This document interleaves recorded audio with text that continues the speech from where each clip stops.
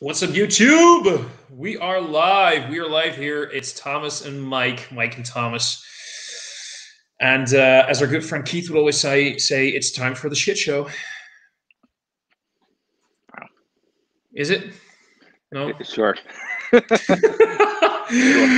No, we're back with another movie talk, actually. We're doing a movie talk following up on last week's DCEU adventure. And we're going to dive deeper into the Detective Comics expanded universe. Extended. That because he knows better. He knows better. He is the. Oh, come on! You're much more of an expert on the DC stuff than I am. I like what I like, and sometimes I like these. Sometimes I don't, but we'll see. There's one movie that I can't wait to trash, so we'll see. Ooh, I wish I knew which one already. I have a sneaky suspicion, but let's not go there just yet. Because last time, where did we drop off last time? I think we stopped with Suicide Squad. That's what I remember. So the next movie would be Wonder Woman.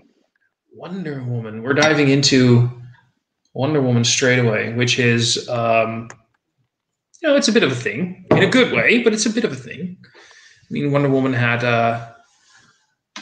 as a movie, it had a bit of a reputation in a good way. Well, the reputation being the fact that everybody was all hyped and everybody was all like, "Wow!" Because now we finally are getting a female superhero movie. And the thing is, Marvel was doing their thing for how long were they making movies at that? Like 8 years already. This is from 2017, so yeah, like 9 years. 9 years. 9 years. 2008. Yeah, and Marvel was getting like a bit of a, not a lot of flake, but they were getting some comments like, guys, you're doing things with a lot of female superheroes in your movie. Where's your first, female-led, female-owned superhero movie? And then there was DC with what is probably one of the most, if not the most iconic female superhero. Yeah, it would make sense that this would be the one to do it, but it doesn't make sense that this is how long it took to do it. Because Wonder Woman has been a thing since like 1940-ish, like just about as old as Batman and Superman. And they did the made for TV stuff in the 70s, which wasn't really Wonder Woman in my opinion. And they did the TV show with Linda Carter, which was very much Wonder Woman. But they never did a movie. I mean, it's really ridiculous that it took till 2017. I mean, literally almost nearly 80 years, Especially considering the fact, something you and I covered in our Alien movie chat, where there was especially in like the 80s and the 90s, there was this big thing where female heroes in movies, like we're talking about the Alien movies, we're talking about Tomb Raider, we're talking about Sarah Connor.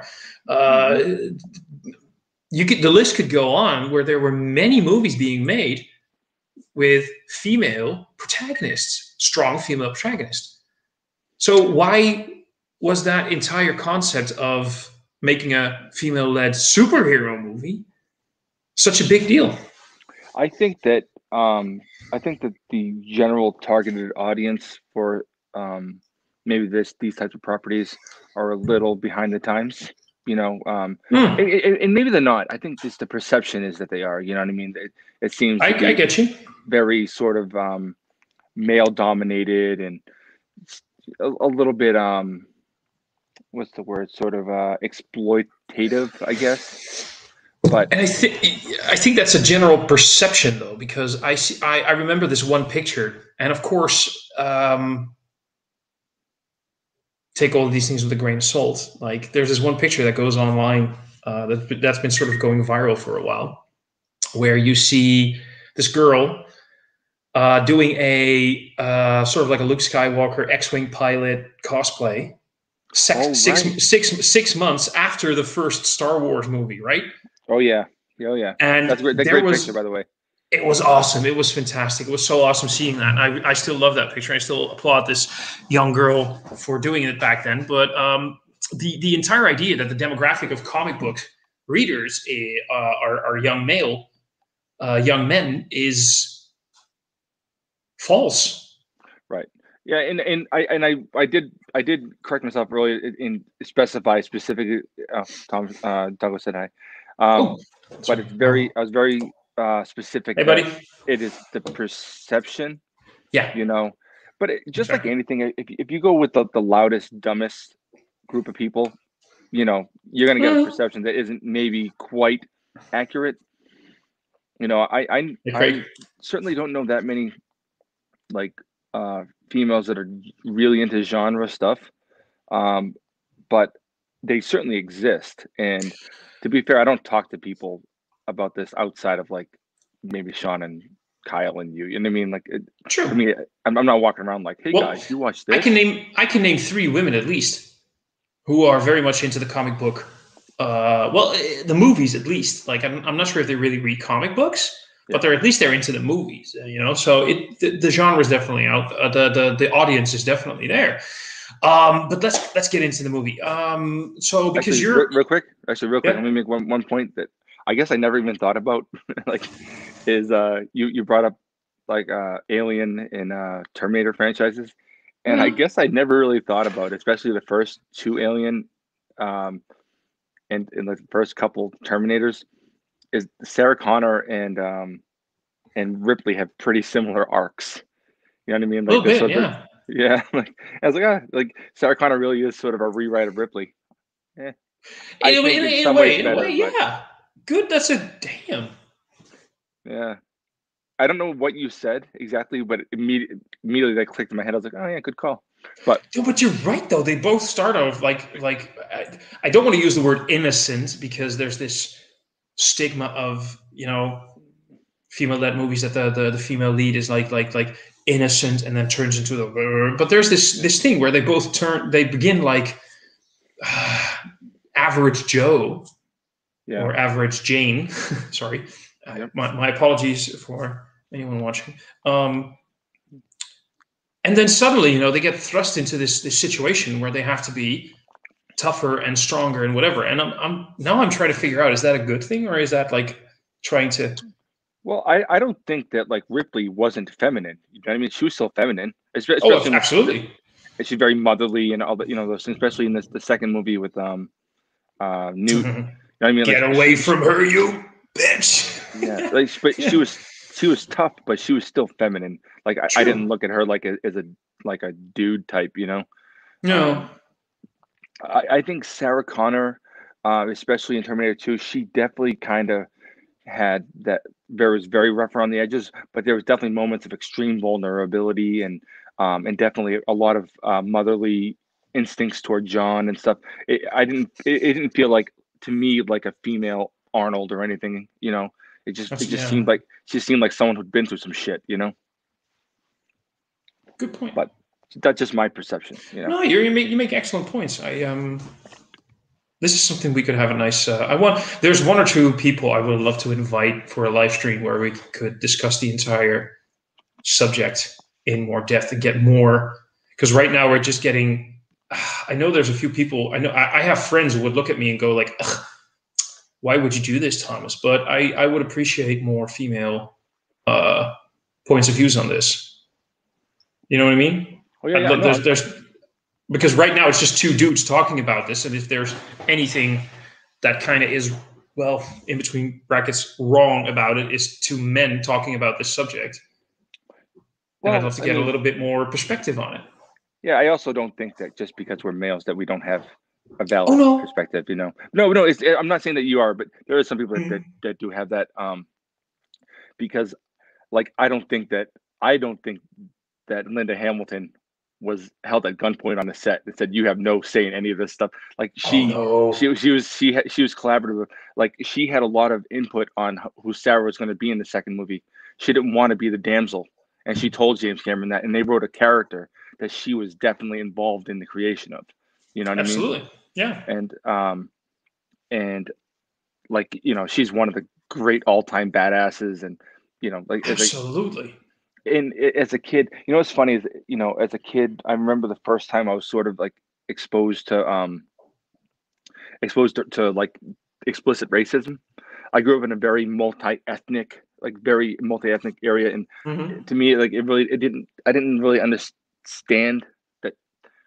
I mean, I guess I still don't understand. There's not differences, like, the melanin in your skin doesn't make you a different species or a different race. It does bother me a little bit. But I remember the first time, like, I heard, like, specifically, like, one of those really nasty words. And I asked my dad about it. My dad was like, well, No, but but, yeah. but the thing is, like, I think specifically, like, those types of things are taught, because I didn't grow up with that. I didn't know that word. I didn't hear it around my house. Absolutely. Someone else my age did. And that's what they heard. And I didn't hear, like, anti-female, anti-feminine things. Like, to me, it wasn't really a thing that, because Terminator 2 came out like 91-ish. Terminator came out in 83, 84, in that area, like around the time I was born. The first one, Like, the first Terminator. I think it was around that time. But I think so.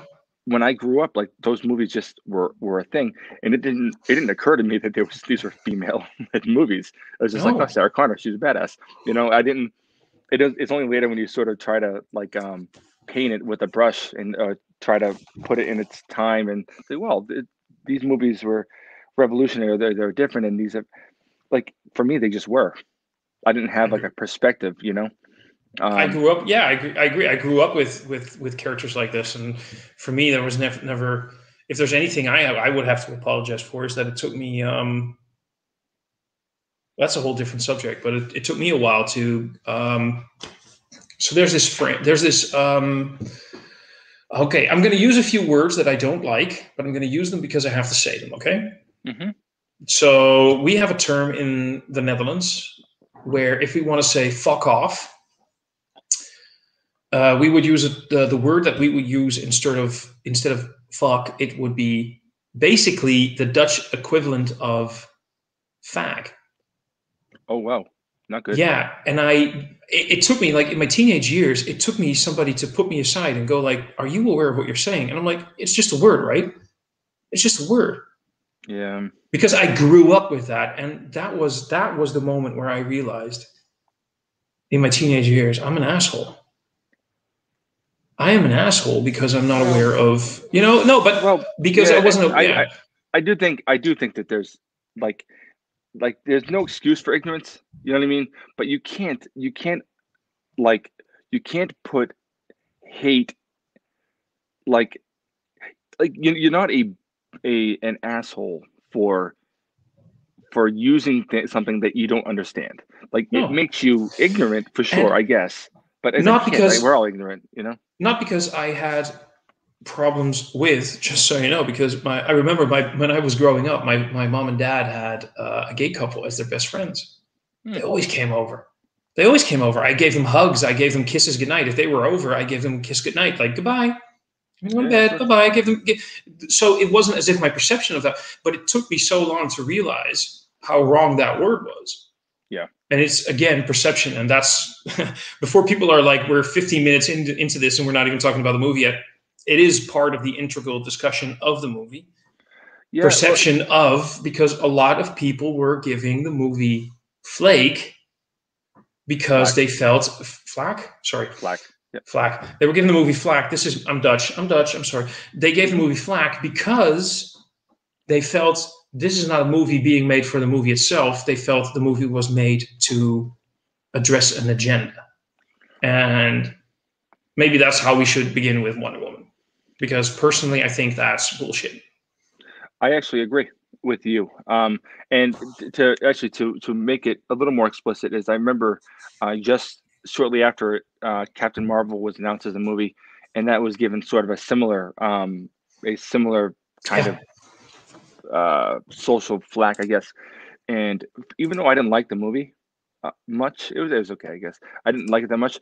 The thing is, I didn't see it as a weird like a feminist agenda movie. I didn't even see it that way. And I have seen movies that I feel kind of do that, but it's weird that would be a pejorative. You know what I mean? Like, that's a negative thing. But like, I saw a movie, like when I see, like, Wonder Woman, for instance, is like, I see it less of a sort of like a feminist agenda and more of like a fish out of water story. You know what I mean? Like Yeah. the movie could have easily, I mean, not that you could have easily made a movie with a similar story using a male in the same role, you know, because Wonder Woman is a female and she's definitely feminine and all that, but she's tough and she's strong and Right. and to say that someone is feminine because they have emotions is it's such a weird thing, but like she is a fully realized character that exists beyond just her gender, in my opinion, and I agree. the way they're written. And honestly, let me get back to the start of Wonder Woman. When Wonder Woman was written, it really was sort of an exploitative type of a character, very like Sado S&M, sort of always bound up in chains, and the very William Marston, whatever, was kind of a perv. To be fair, A little bit. Yeah, a lot of it. Yeah, I still need to see there's this movie about his life. William Marston and the Wonder Woman. Yeah. Yeah, I still need to see it, but it made me want to read up a little bit more. I was like, well, now, okay. Some of that was filmed in my hometown, and when it was being filmed, my wife was getting really interested in the whole thing. Let me, by the way, just quickly point one thing out about the word him being a bit of a perv. I do want to point out, because you just mentioned the tying up thing and everything.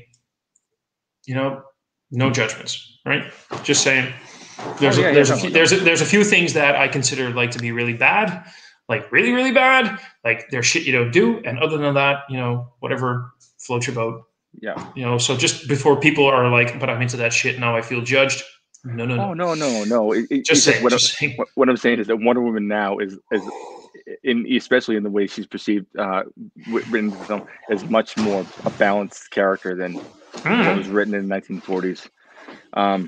But either way, I don't see it as a feminist agenda thing. You know, in my opinion, I think that they knew they had a cool character. I think they sort of realized what they could do and try to make a bigger world. Whether they did it successfully or unsuccessfully is, you know, up for debate, I suppose, or maybe not.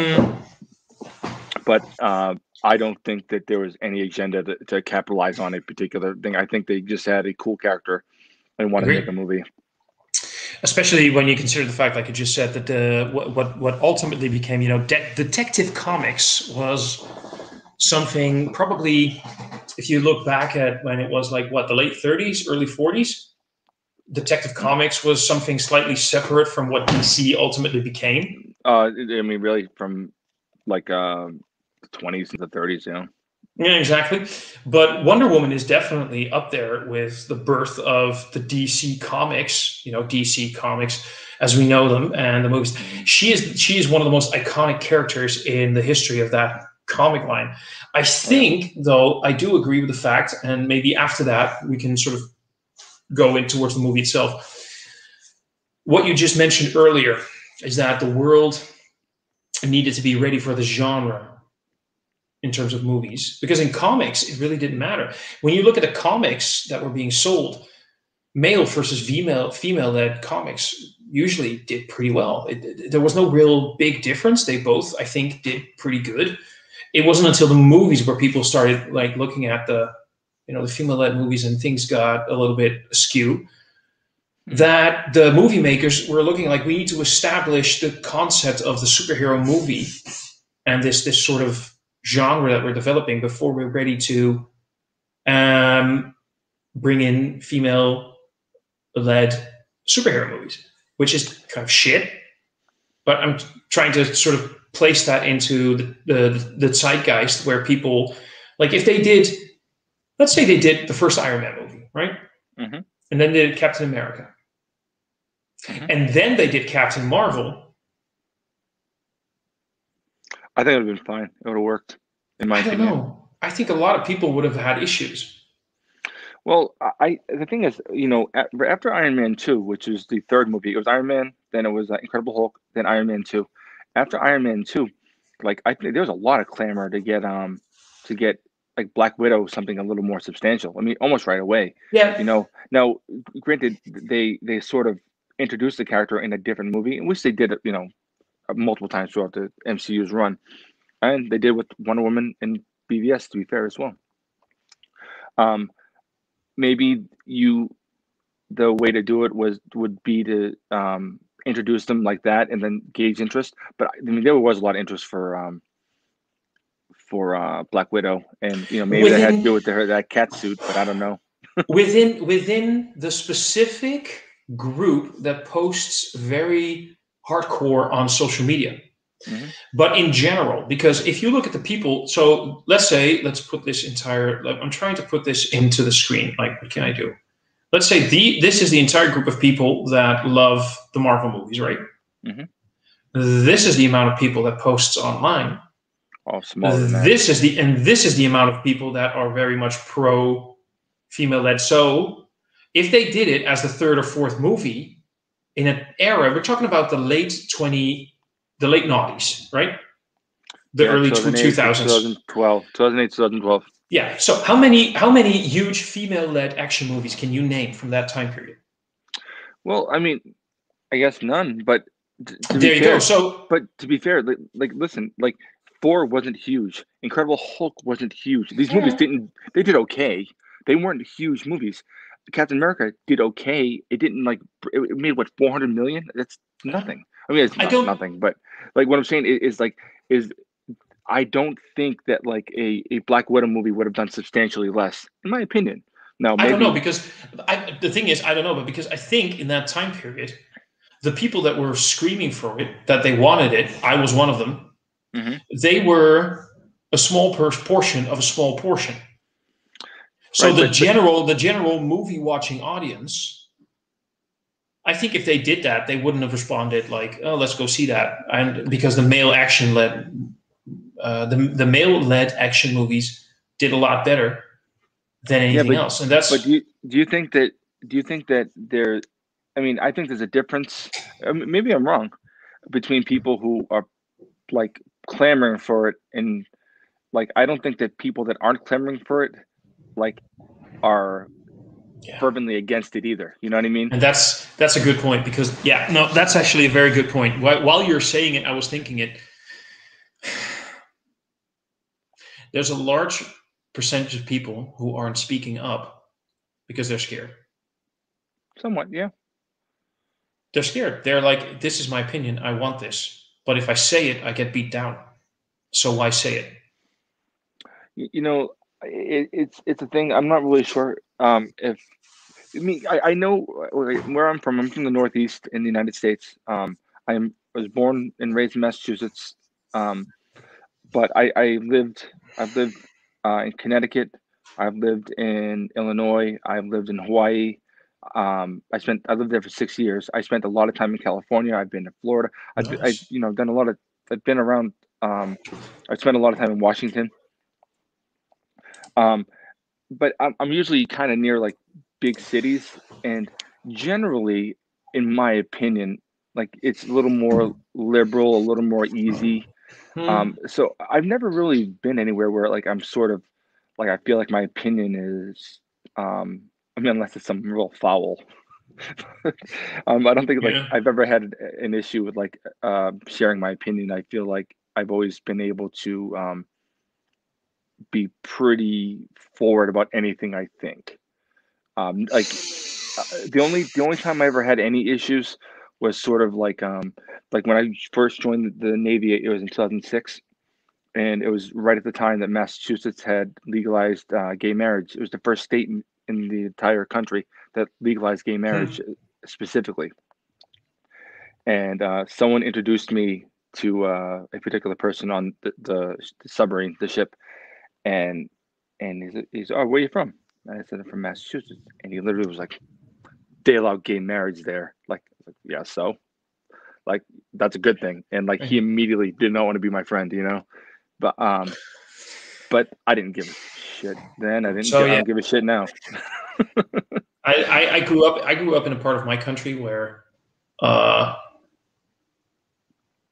encounter racism, sexism on a day-to-day basis quite a lot. Okay, yeah.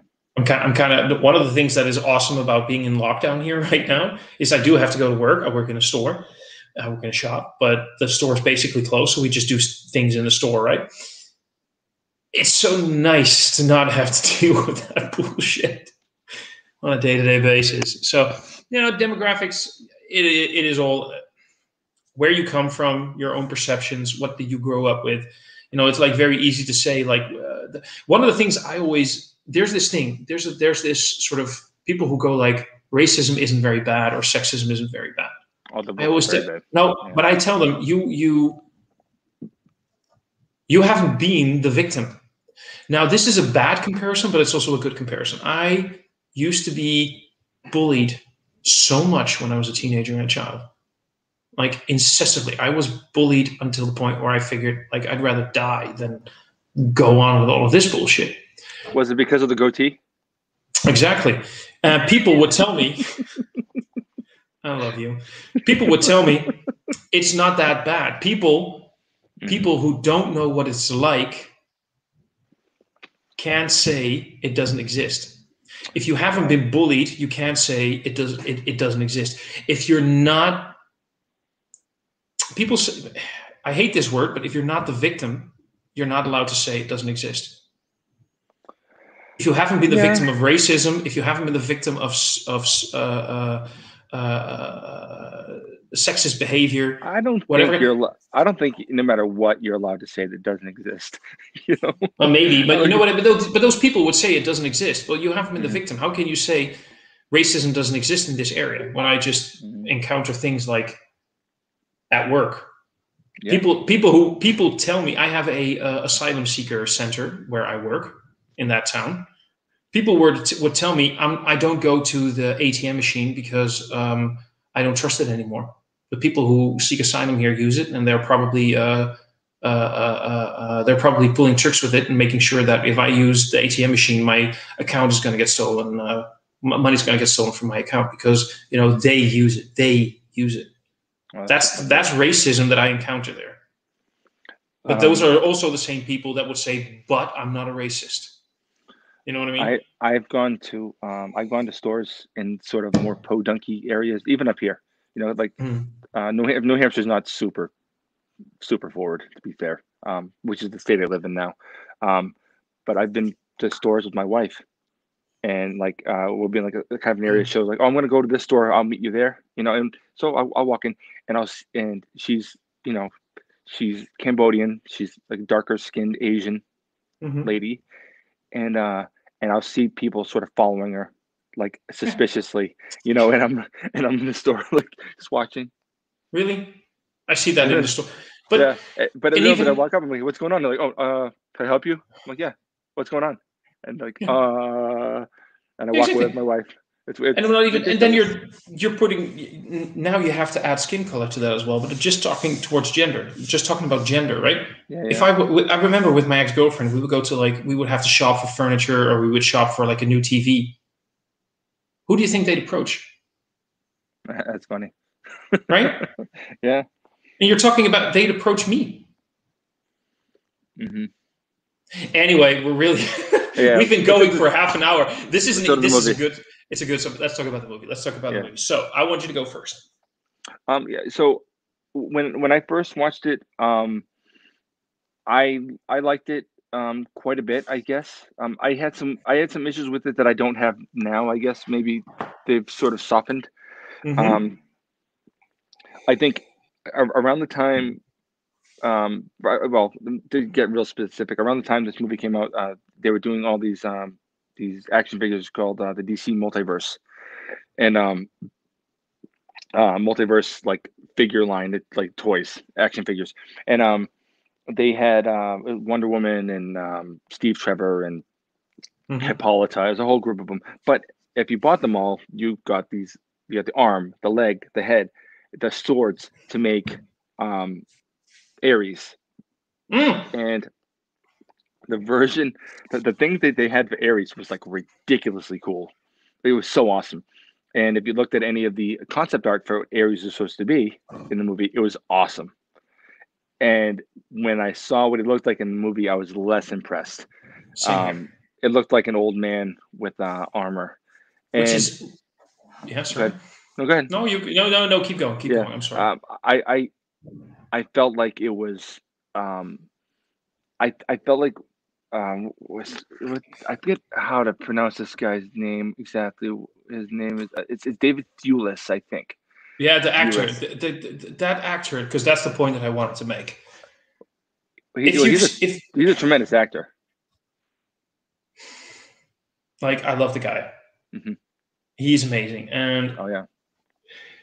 If there is one thing that the DCEU might, if there's one thing that the DCEU has in common with the MCU, is kind of wasting great actors on less well executed villains.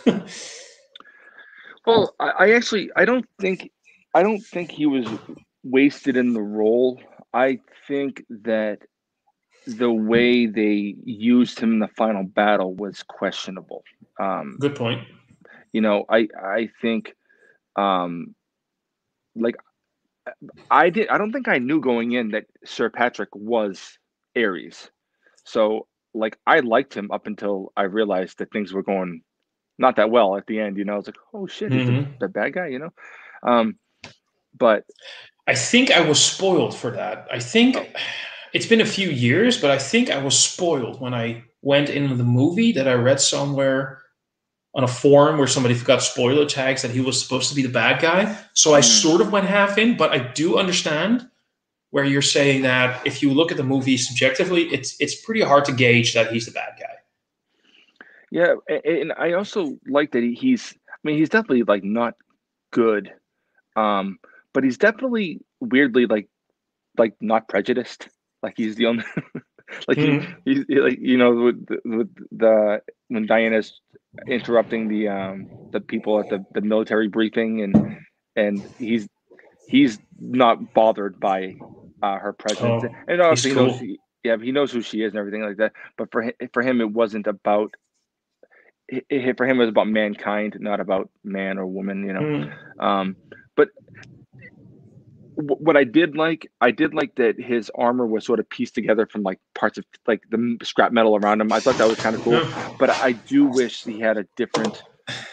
I wish you didn't see the old man under the armor. It looked to me like weird, you know.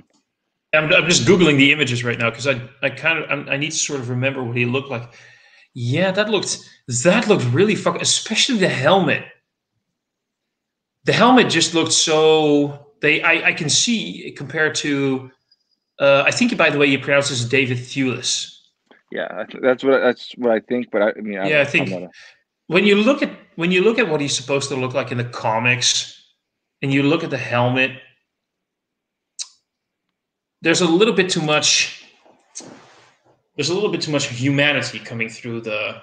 Yeah. There's that. Yeah. I like that way better. Exactly. There's a void of darkness in that helmet.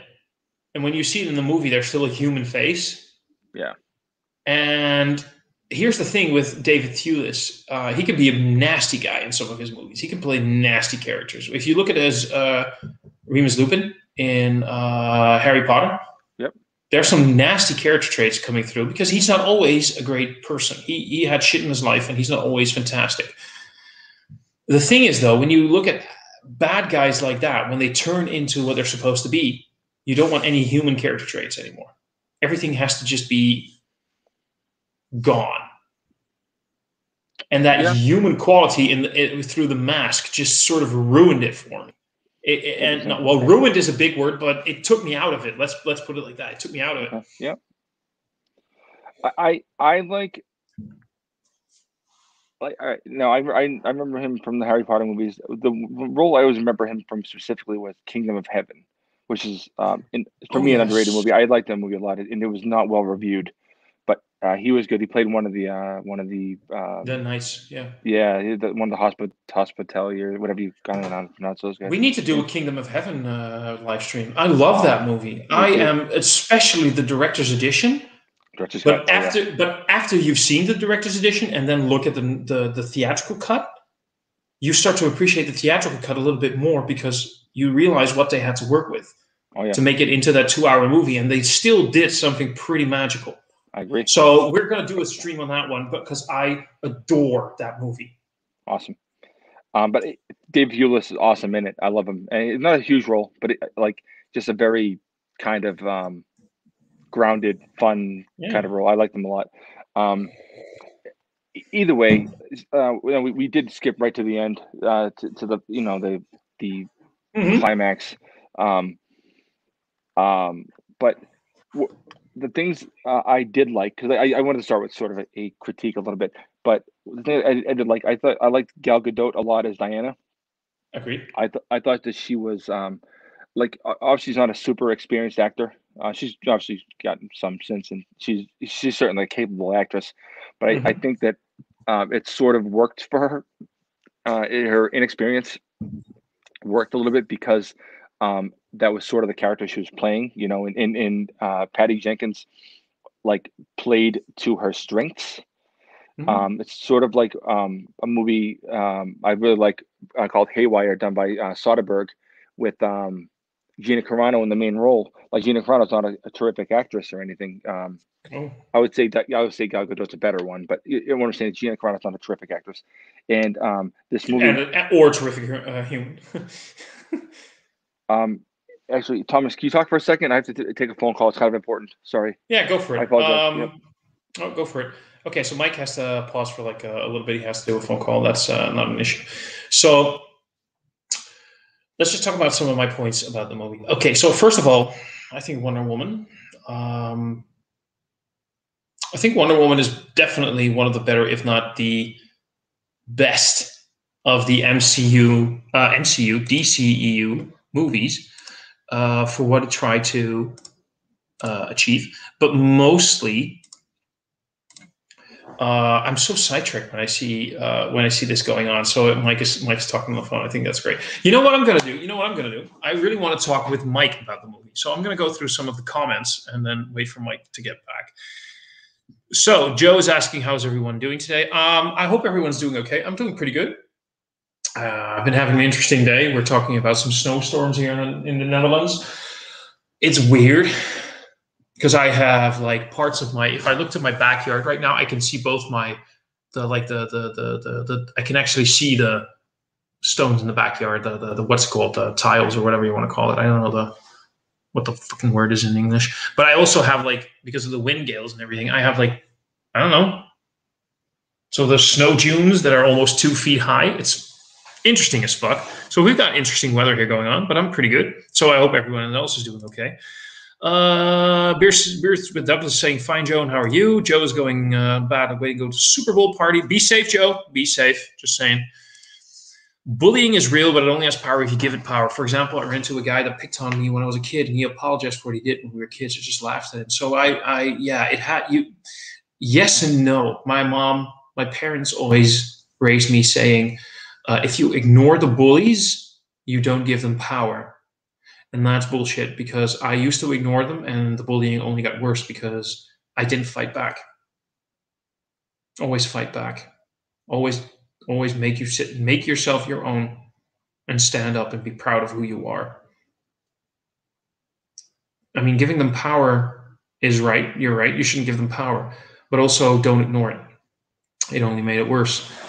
Beers with Douglas saying, have fun at your party. Joe Gansel saying, thanks.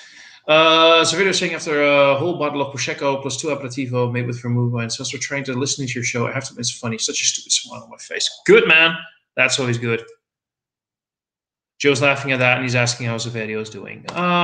So yeah, I hope everyone is doing okay. So yeah, let's just get back to Wonder Woman just a little bit. I think for me, one of the things that I really enjoyed very much about Wonder Woman is that it took a part of what I think you could put the agenda part in it, but we're talking about a movie that in an era where superhero movies were very much male-led. We're talking about a movie that was made with a female superhero, and they took it to an era. They took the entire character and everything to an era where the oppression of women in society was a pretty big thing. This happened a lot back then. You know, you have to be pretty, you have to be good looking, you don't really have to add anything to society as long as you're there. At least that's our perception of that era. I never lived in that era. I have no idea how it really was back then, but that's basically how I assume it kind of was. And made it relevant towards today, because it is an issue today as well. You really do see that issue here today as well. I appreciated Gal Gadot very much in the part. I think the movie itself has one of the better stories of the the DCEU. Why do I keep going back to the MCU? I also feel very weird looking at the fact that Mike is still there. I have to sort of do this on my own. I don't mind doing live streams on my own. I'm pretty good with live streams on my own. But when I know that Mike's there, I really just want to know how he feels about the entire subject. I love the movie. I thought it was great. I thought it was a very entertaining movie. I do think it is slightly overrated, but that has nothing to do with both the character or Gal Gadot. I do need to make that clear. But I think that one of the biggest problems with the MCEU is consistency. I'm saying MCEU again. What fucking wrong with me? DCEU. The DCEU has a problem with consistency, tying movies back into each other, creating a decent storyline throughout the entire thing. And now Mike is actually gone. And here I am talking to myself. That's quite interesting. So, yeah. So, yeah, everybody. How about in the chat, you guys leave some comments about the movies, about the DCEU movies. See how your opinions are.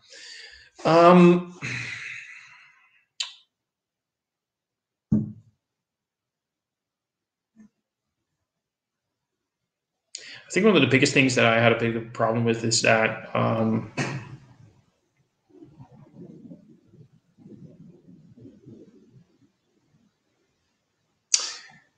trying to find my words here. I reckon the bullying is getting worse. How about you know what? I'm just going to wait for Mike to come back.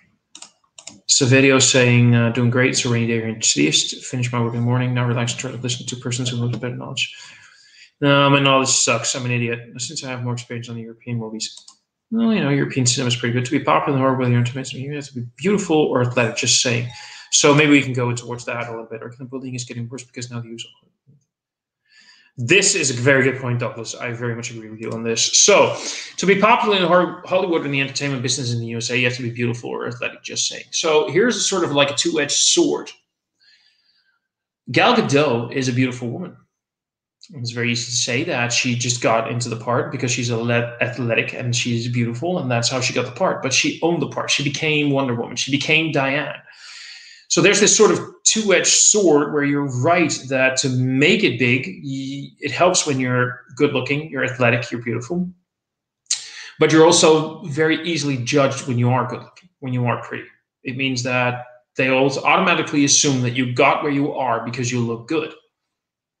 There's a few actors out there who are insanely good-looking, who are also insanely great actors. And they did both. Talking about people like, for example, I believe Brad Pitt, for example, is a great actor.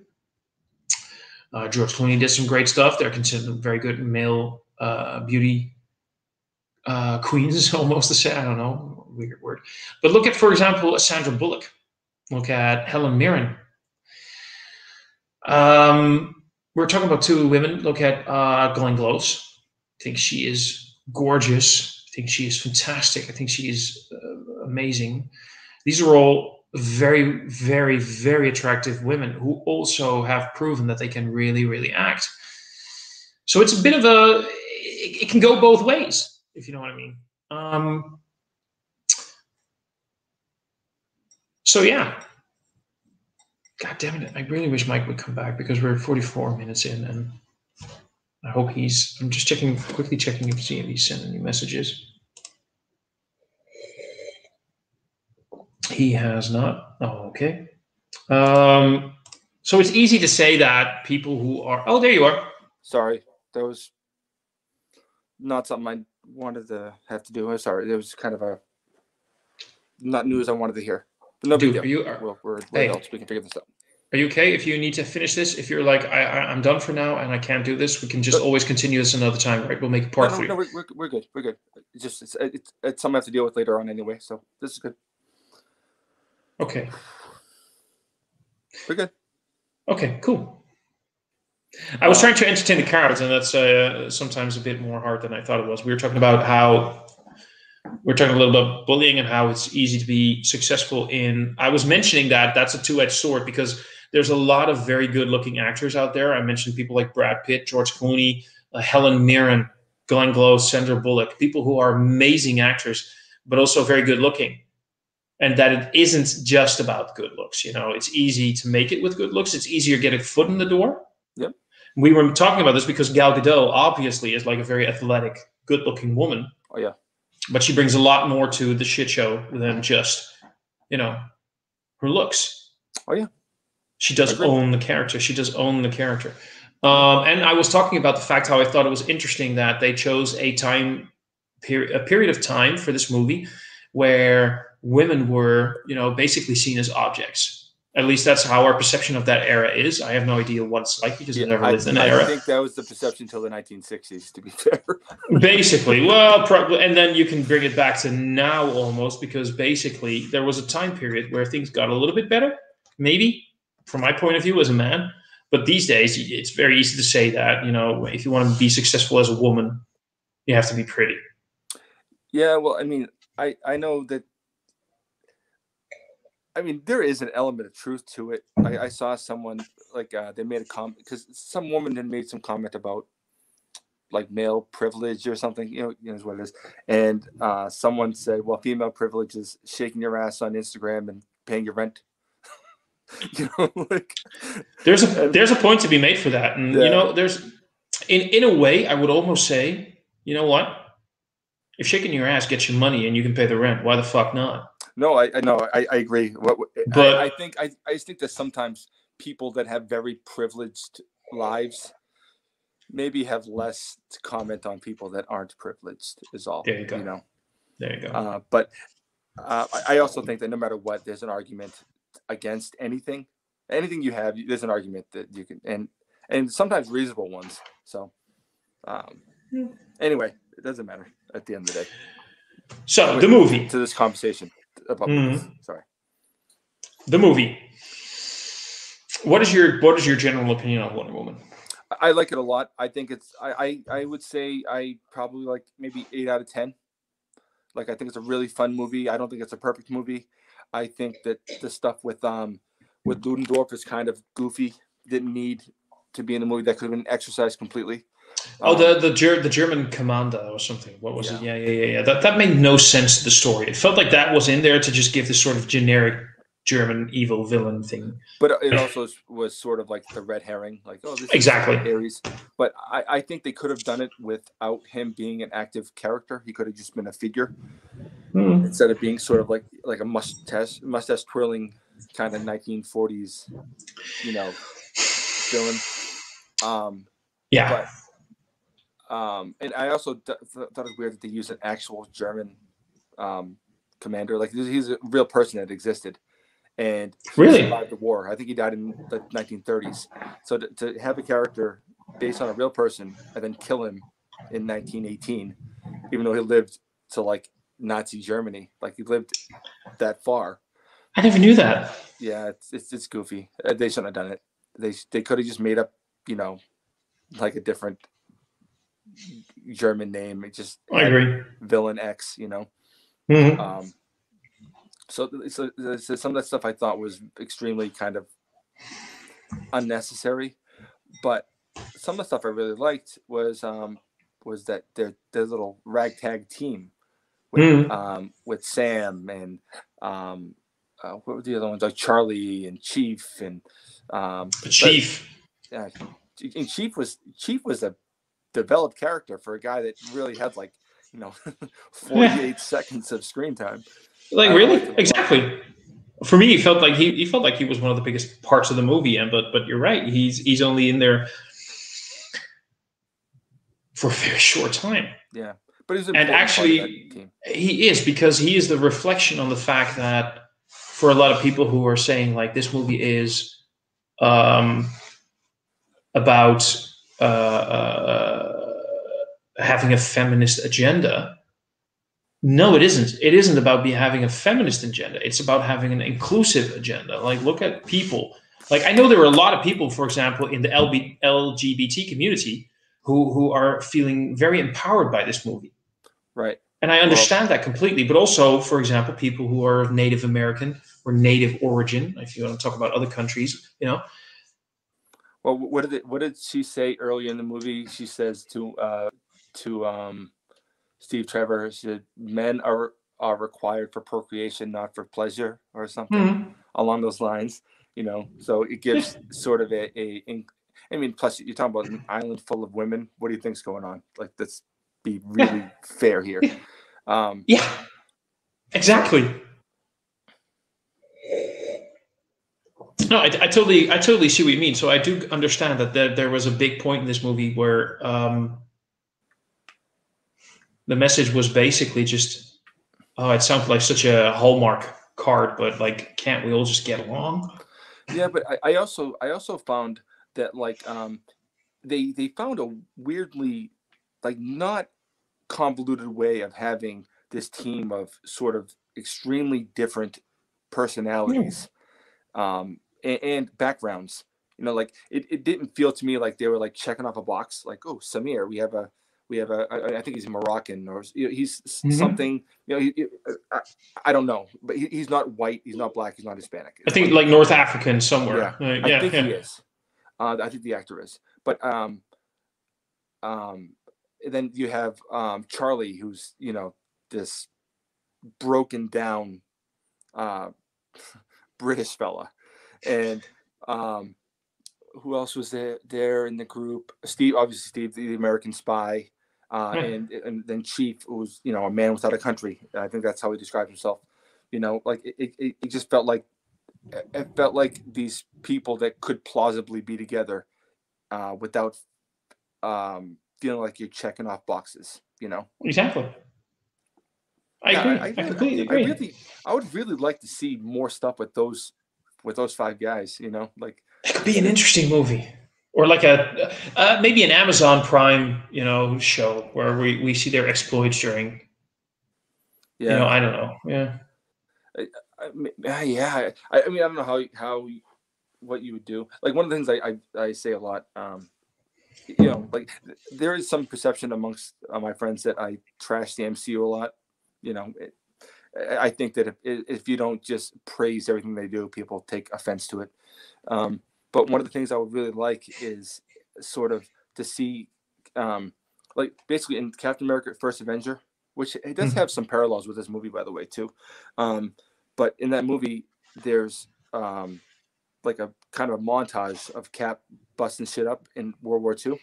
Like, I wish Disney Plus would do a animated series of the Howling Commandos and Cap in World War II, like to fill in the gaps between basically when Bucky gets, you know, killed, thrown off the train, like in that area from Bucky's rescue to Bucky's eventual death. In that area, I would like to see, like, I would like to see. There's so much to tell, because that was a pretty diverse team as well. It was, yeah. Holy shit!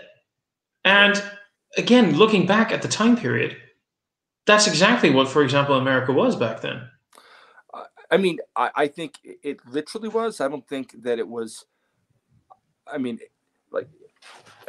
one of the members of the team was I believe Japanese. I may be wrong. Yeah. And in America in 1940s, of Asian descent. He was of Asian descent. I don't know. Yeah, but do you know anything about the Japanese internment camps in the United States? Well, not personally, of course, but yeah. Yeah, but I do. I have read on. Yeah. I'm a big. Just so you know, I'm a big Star Trek fan, right? So I've read some of George Takei's. There we go. Yeah. So if you know about George Takei. Yep. Yeah, there you go. So I'm just saying I've read stuff, and of course I don't know anything but I know. Yeah, in the 1940s, there was Japanese internment camps in the United States for years. Actors like, eventually famous people like George Takei, his family was in one. You know, and he was American born. He wasn't born in Japan. He was born in the United States. Yeah. And he was named after an English king because his father was an Anglophile. They were Americans, and they were put into fucking camps. Right? Exactly. Pat Morita, Pat Morita's the actor who played Oh yeah, Miyagi. Yeah, Mr. Miyagi. Yeah, he was also in Happy Days, and yeah, he was a stand-up comedian. Like people don't know that he was a stand-up comedian, and he was very, very good. Very, I know, very funny. Right? See, and that's okay. So this is a bit of a loaded subject, but like I'm Dutch, I'm European. Okay, I mean, gross. I know, I'm disgusting. When we look, I mean, I know of people who came from like the United States to the Netherlands, and they look at like our country and look at buildings, and they're like, yeah, that building, that church, or that particular building or whatever, it's like 600 years old, 800 years old, and that's just not just in the Netherlands but throughout Europe. And they're like, that's older than our country, and I'm like, when you look at America right now, and I don't want to have critique on you or me as well, but the entire concept of America is the white country. For a lot of people, they're like, it's a white country, but the country, America, is basically founded on people coming from so many nations throughout the world. It's a little bit of a melting pot, but the melting pot. It started from like I guess religious persecution to some degree, I suppose. For example, but as a foundation, it was supposed to be, in concept, freedom for all. It didn't work out that way, because obviously there was slavery and all sorts of nastiness and a lot of really evil kind of subjugation and a lot of trash. It is an idea that really wasn't. It's a dream that really wasn't real, but once you get to the building of the railroads, which brought a lot of Asians into the country, and once you have the end of the Civil War, which was 1865, and you have the freeing of black slaves down south, which didn't happen right away like people think it did. It was sort of gradual steps. Exactly. But like you can start to see like the formation of sort of the melting pot, I guess, that's America. But you don't get the real melting pot till you look at like kind of the ghettos. And exactly, that was my point. Do you know the movie Gangs of New York? Of course. Yes, exactly. So that's when was that movie set? Like the late 1800s? No, 1863. The draft riots. Okay, so this was, when you think about it, this was like 55 years before the movie Wonder Woman was set. Yeah. So the concept of the United States wasn't all that united. Oh no! Because you still had even like half a century before when Wonder Woman was set, you still have this incredible clash in America itself, in the United States, between they're Irish, they're Italian, they're this, they're that. So Irish in 1860s were treated like real trash. Exactly. So it makes complete sense that a movie about Wonder Woman in that era has such a diverse cast of ethnic backgrounds. Yeah, that's what I'm trying to say. It makes complete sense. Well, I wonder how plausible it would be like in those days, maybe. Especially, I think in war, when things are really hitting the shits, I don't think that people are looking at your skin color as anything other than you try to look at who's going to help you, not. Anyway, but I don't think that I don't know how plausible it would be, like in real life, I suppose, in those days, maybe. But what I think is in the movie, they made it plausible. It didn't feel like they were checking off boxes. It felt like just made sense to me. And it did. And they're all characters I really enjoyed, even though they're all flawed. Aren't those the best characters? Of course, yeah. Now, do you want to talk about the Steve Trevor at all? Yes, absolutely. I do. Should we go through some comments first? Yeah, sure. Okay, so we were talking a little about bullying. Yep. That I did that comment. As a part of life, those teaches a person. Yeah, I think the fact that it is a part of life doesn't mean it should be a part of life.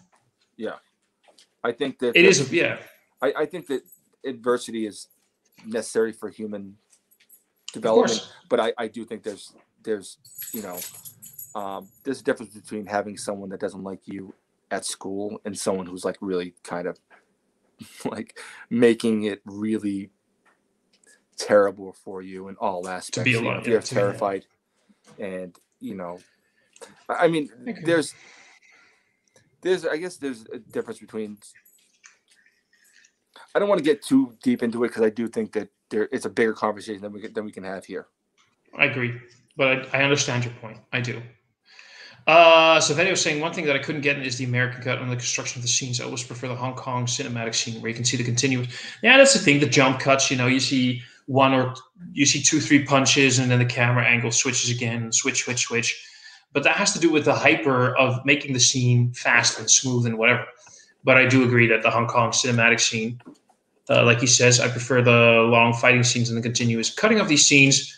When I watched the Wonder Woman movie or Batman vs. Superman, I couldn't get why these continuous scenes of fighting. I get a lot of scenes are made with computer program, but I want less computer. The thing is, ever since like the early 90s, we've gotten used to so many CGI that if you were to do it without CGI now, people wouldn't believe it anymore. We have started to believe in this fantasy world that if you want to do it without, you need to go. It just doesn't work anymore.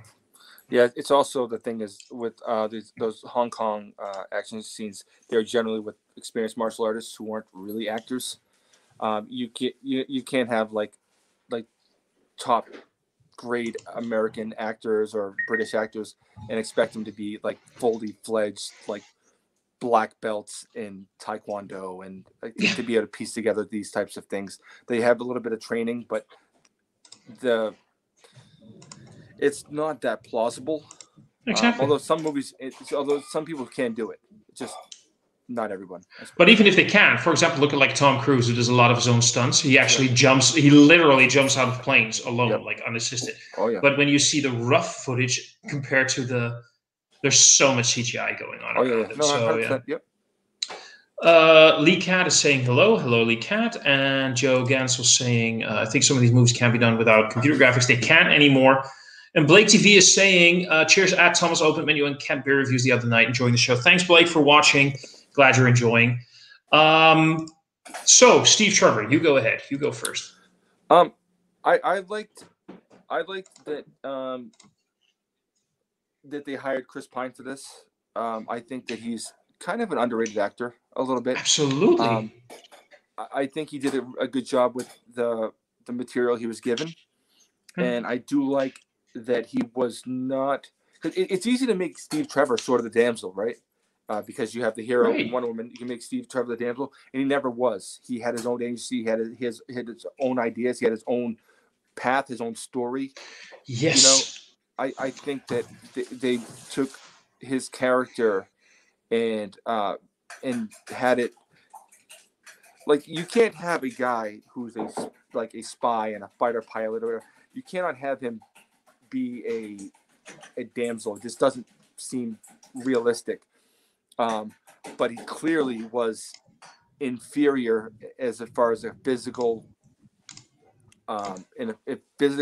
physically to Diana, but never felt that he was.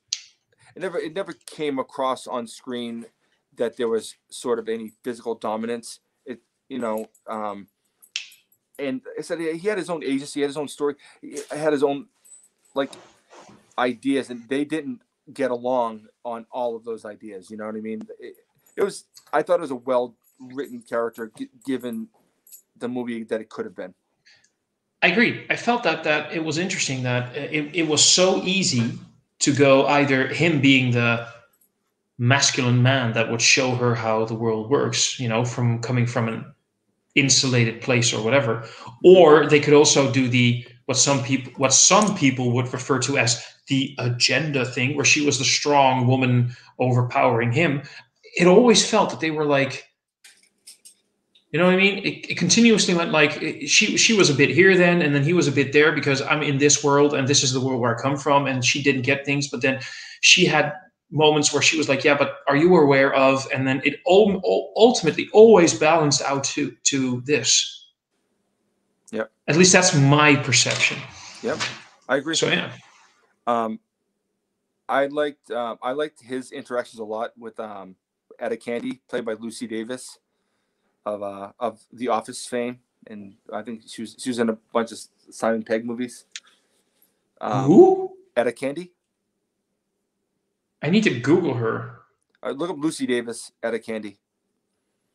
Lucy Davis. Yeah. Etta. ETTA. Etta. Etta. Lucy. And just LUCE and then Davies as. Oh, wait. Lucy Davis. Is an English actress by Hilda Spellman in the Netflix series The Chilling Adventures of Sabrina? You mean her? Yep. Oh, she is from the... Sorry, here you go. Okay, so see, the thing is, Okay, you're going to laugh at me right now. I laugh at you all the time. I know, you always laugh at me. I am about 6 or 7... Oh, we have actually 0 views right now. Okay, so I am like 6 or 7 episodes into season 1 of The Office. I have never watched The Office, but I'm talking about the American version. So when you said The Office, I thought, so I was like, who was in this movie that was in the, you got me confused there for a little bit. No, but, okay, yeah. She was like the Pam character in the British version. Could be. Pam is one of the, yeah. Back then, she was a little more petite, and apparently a lot more unhappy. And yeah, really? I think she has some eating disorders and stuff. But I can relate to that. She's in Wonder Woman. She's awesome in that role. I love her in that role. I think she's incredible. I liked her little super mini cameo in Wonder Woman 84, which you haven't seen. We've got one watcher, dude. We've got one person watching. Thank you, Lee. We're humbled. Thank you so much for you're the power behind this now. I mean, even if nobody was watching, this is still awesome. Yeah, but I liked her a lot. I liked her in Steve's interactions. Like they were really fun. That scene early in the movie with her and like when Diana's trying on the different clothes and stuff and she makes a joke about it makes a joke about women's bellies that made me laugh really hard. Yeah, it was fun. I need to rewatch this movie, man. It's been like a while since I've seen it. It's not like legally available here right now, so I wish if you had a VPN, I would just give you access to my Voodoo account. I'll figure it out. I'll look in. I've got like a gazillion things and movies to look into right now, so I'm working on it. Yeah, I don't think we've really given this movie justice, but we've kind of discussed a lot of it. Yeah. Do you want to say anything more about Wonder Woman, or would you like to move on to the next movie? Because I think the next movie is, because we've got about 50 minutes left. The next movie is Justice League, so yeah, we can beat this one up in 50 minutes. I can do it. Me too. Because what do you want to say about Justice League? Justice League is nowhere near as bad as people make it out to be. It's certainly a movie that shows its seams. You can definitely see where Joss's cuts are versus Zack's. But for 2 hours of watching Batman and Wonder Woman and The Flash and Arthur Curry, that's all. Look, I can do that all day. I don't love the movie, but I certainly like it. It is an insanely flawed movie. There is so much wrong with this movie. It's still highly fucking entertaining. I'm not going to argue the point, but what would you suggest are the flaws? Okay, so first of all, just in fact, again, I've mentioned this so often. Every DCEU movie that I have ever seen is flawed with its editing. The editing is just chop, chop, chop, chop, chop, chop, chop. Stuff happens, stuff happens, stuff happens, stuff happens, stuff happens, stuff happens. There is no real flow to the movie. Another issue that I have is the fact that you can just tell, even if you've never read any of the history, there is so much going on behind the scenes. There is so much that just doesn't work. You can tell that people aren't really into it. They're just going through the motions. But then again, that you can say that for many movies, and I still actually think Justice League is entertaining for what it is. I just need to put up a comment. I'm a huge fan of DC Comics, hence this Satana picture for my profile. But many DC movies make me sad. Well, I sort of get that. Because I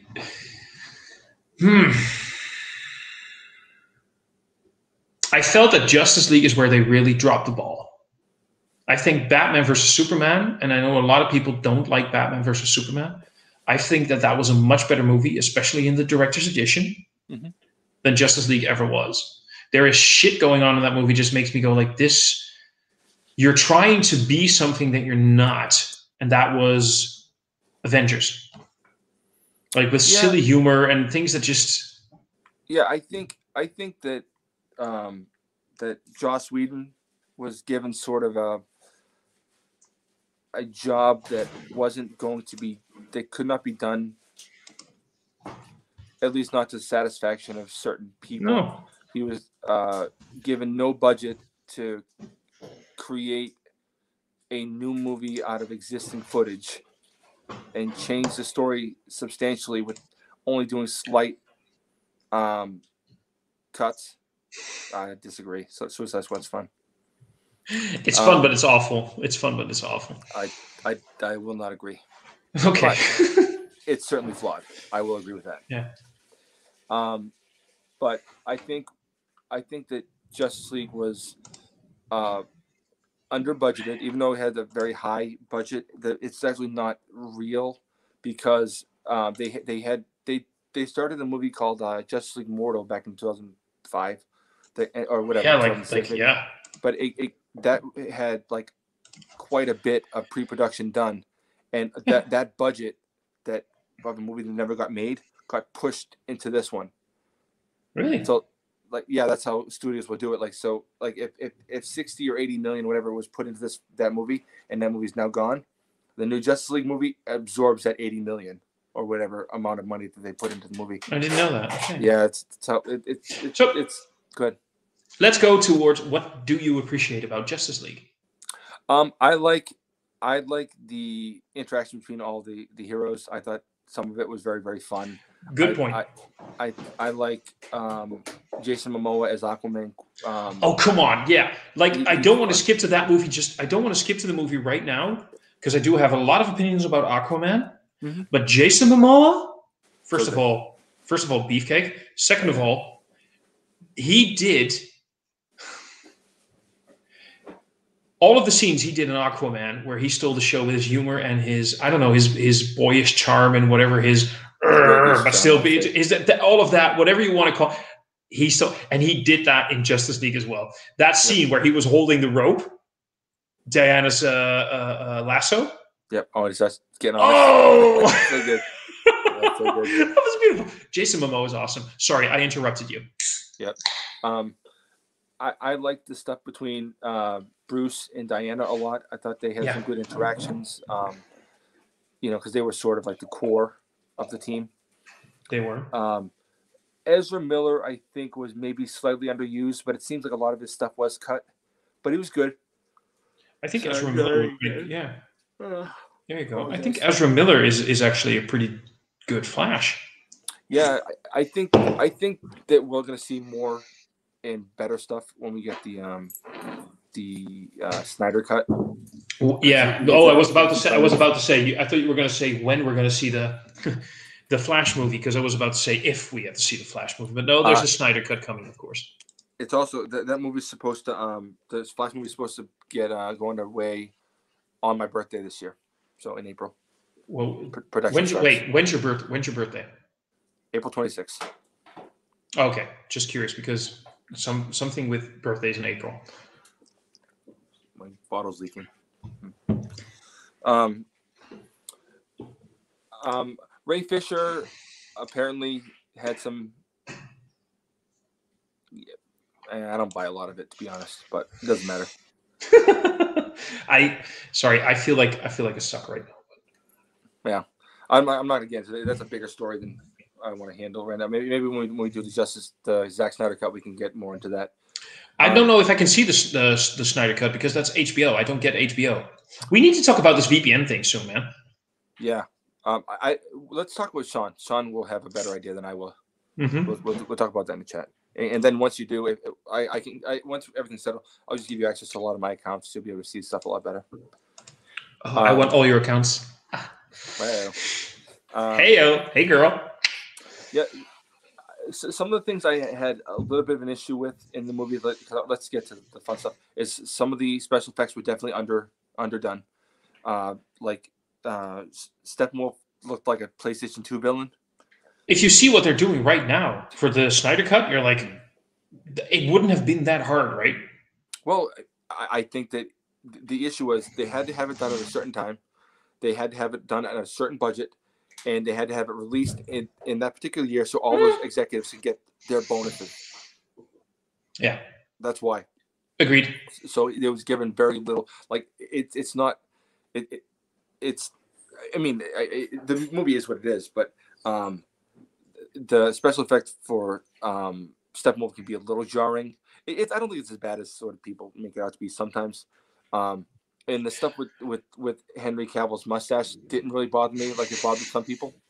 I noticed here and there, but it wasn't as bad as some people pointed out. I think the where the special effects really went completely fucking haywire was like the last act, the huge battle in, what was it, Russia, or where was it? Like, I don't think they might. It was some sort of Eastern European or Russian. Yeah, I'm not sure. That the entire special effects there throughout that entire scene, like the car chase with the Batmobile, everything. That stuff was that bad. I thought it looked horrific. No, I'm sorry, I'm not a fan of that. I thought it just all looked mangled and fucked. Interesting. None of that bothered me. I think to me the stuff that's jarring to me to watch is some of the Steppenwolf stuff, and then weirdly the scene when Clark and Lois and Clark's mother, or whatever, maybe just Clark and Lois in the cornfield, because they did that on a set. The original version is done on a cornfield, and then the stuff that they had to change was done on a set. And so when you could tell the difference between both, it's hard to see. Like, it just looks really bad.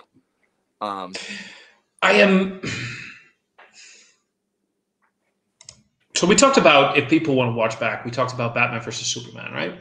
We talked about the arc between Batman and Superman, between Clark and Bruce. We talked about their respective views on each other, their respective views on what needs to happen for the greater good. Yep.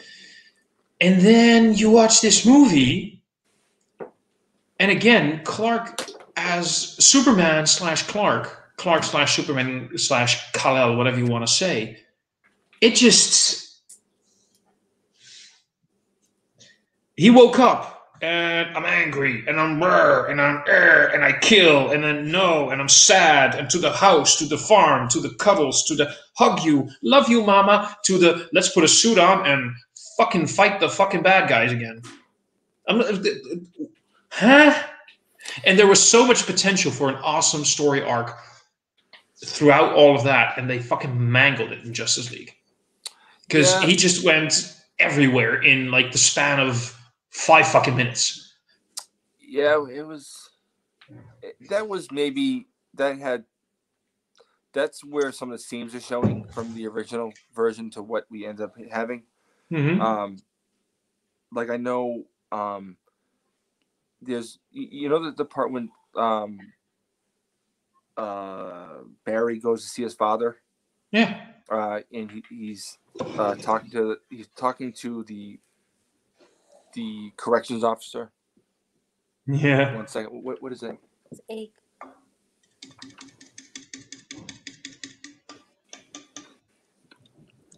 Sorry, my wife gave me food. It's yummy.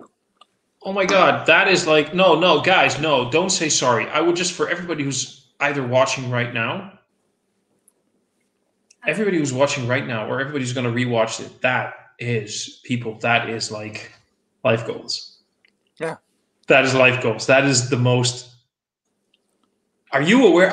Do you know how fucking happy I am for you right now?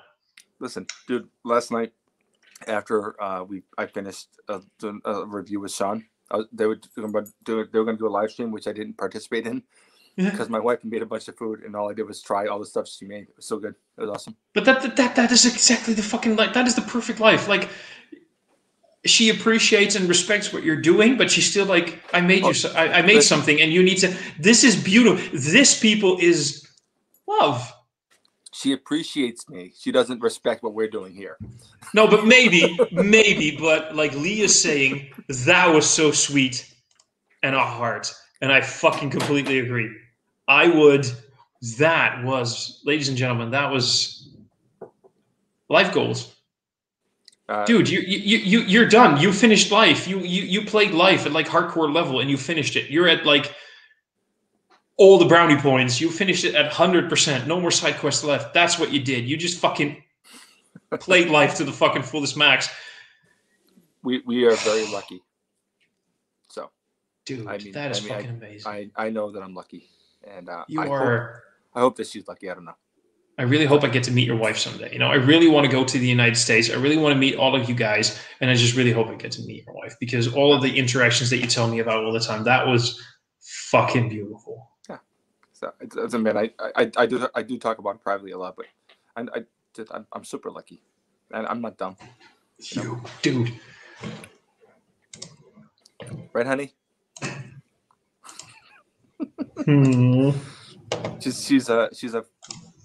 She's a former chef, so she's a tremendous cook. So you didn't just finish life. You did like extra side quest stuff. Fucking dude, how? Ladies and gentlemen, just for Mike, and if you don't want to mention it, it's okay. But what's your wife's name? If you don't like to mention it, if you don't like to mention it on YouTube, I get it. We'll say Chan, because her real name is hard to pronounce. To Mike and Chan, like, guys, you guys are awesome. Yeah. And that's just beautiful. Okay, so anyway, Justice League, people, comic book movies. Yeah, the scene I was mentioning was when he goes to see when Barry goes to see his father, he's talking to one of the corrections officers, and it's an older guy, and he is actually the actor who played. He's the actor who played Jimmy Olsen in the old Superman movies. Wait, what? No. Yeah. That was Jimmy Olsen? Yeah. I'm 90% sure. But he was actually supposed to be in the scene when Superman's destroying that area, fighting Batman and the Flash and all that stuff. And I think game on. I'm up for it. We're done. We're doing it. Well, if you want to fly from the Netherlands, that's not you. I'm there, dude. I'm doing it. Where's Leah from? Lee. You pronounce it as Lee. She's from Canada. Okay, nice. Canada, as we Europeans would say. Oh, interesting. No, we wouldn't say that. That's bullshit. Oh. Sorry. You can lie to me. I wouldn't have any idea. Oh, I would never lie to you. You're too beautiful for that. I'm making sure that's this live stream got really fucking weird very fucking fast. Anyway, I did verify that's Mark McClure, who played Jimmy Olsen. But he played that corrections officer. But he's supposed to be in a different scene. I think his scene got cut. It was in that scene with Superman tearing shit up. And then later, I think they reused him for that scene instead. Oh, I didn't know that, dude. I think that Keith is here. Keith, yes. The shit show has arrived. Sorry. Yeah, Canada's you. Yeah, compared to my shit town. Like, yeah, I know. I've been to Montreal probably a dozen times. I've been to Victoria. I spent time in over Esquimalt and stuff. Yeah, but I love the fact that Lee and I have talked about this. Like the fact that some of the distances she has to go to visit people Like if she were to be living exactly where I live, right, the same distance, she would literally be in another country.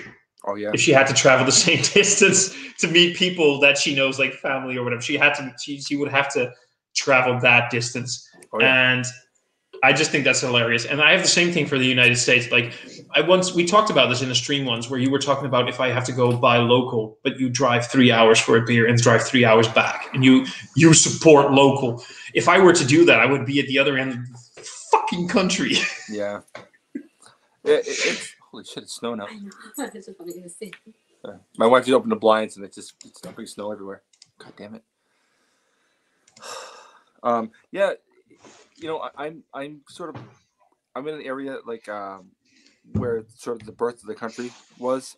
So the states are very small, they're very little communities. It's Massachusetts, New Hampshire, and like when you start getting like out to the Midwest and all the way out west, you're talking about countries like states that are huge. You know, like I could go from like southern Massachusetts to northern Maine. And that distance in the middle of Texas would not be much. You know what I mean? So, I love that. Yeah. Yeah. I get it. You know, but like for some people, like, oh, Maine is local beer fair here. I'm like, just Maine is far, but is it? Not really. I just wouldn't do it to get beer. It's crazy. I love it. I think it's amazing. By the way, everybody, hi, Katie. I would just like to say, by the way, Keith, looking at one of your last reviews where it was you and Katie, I will say this. I have said this to you 100 times, and I will say it another time. Inside of an omelet. Sorry. Yeah. No, I'm just waiting. You do you. Can I have the rest of it?